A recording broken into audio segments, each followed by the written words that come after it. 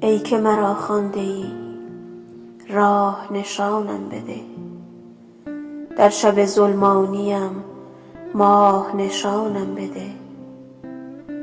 یوسف مصری ز چاه گشت چنان پادشاه، گر که طریق این بود چاه نشانم بده. بر قدمت همچو خاک گریه کنم سوزناک، گل شد از آن گریه خاک روح به جانم بده.